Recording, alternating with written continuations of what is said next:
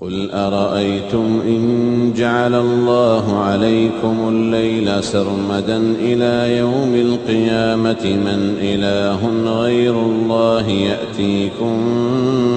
بضياء أفلا تسمعون قل أرأيتم إن جعل الله عليكم النهار سرمدا إلى يوم القيامة من إله غير الله يأتيكم بليل تسكنون فيه أفلا تبصرون ومن رحمته جعل لكم الليل والنهار لتسكنوا فيه ولتبتغوا من فضله ولعلكم تشكرون ويوم يناديهم فيقول أين شركائي الذين كنتم تزعمون ونزعنا من كل أمة شهيدا فقلنا هاتوا برهانكم فعلموا أن الحق لله وضل عنهم ما كانوا يفترون إن قارون كان من قوم موسى فبغى عليهم وآتيناه من الكنوز ما إن مفاتحه لتنوء بالعصبة أولي القوة إذ قال له قومه لا تفرح إن الله لا يحب الفرحين وابتغ فيما آتاك الله الدار الآخرة ولا تنس نصيبك من الدنيا وأحسن كما أحسن الله إليك ولا تبغ الفساد في الأرض إن الله لا يحب المفسدين قال إنما أوتيته على علم عندي أولم يعلم أن الله قد أهلك من قبله من القرون من هو أشد منه قوة وأكثر جمعا ولا يسأل عن ذنوبهم المجرمون فخرج على قومه في زينته قال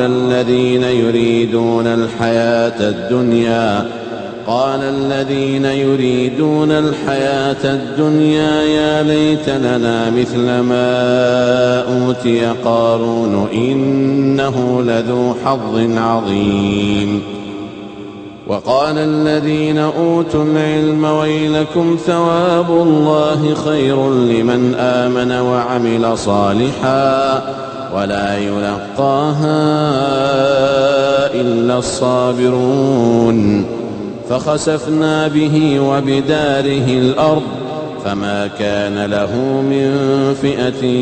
ينصرونه من دون الله وما كان من المنتصرين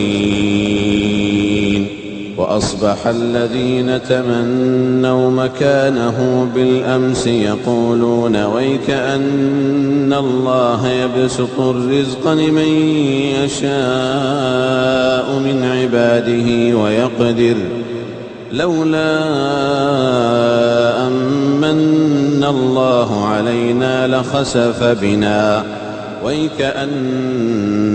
لا يفلح الكافرون تلك الدار الآخرة نجعلها للذين لا يريدون علوا في الأرض ولا فسادا والعاقبة للمتقين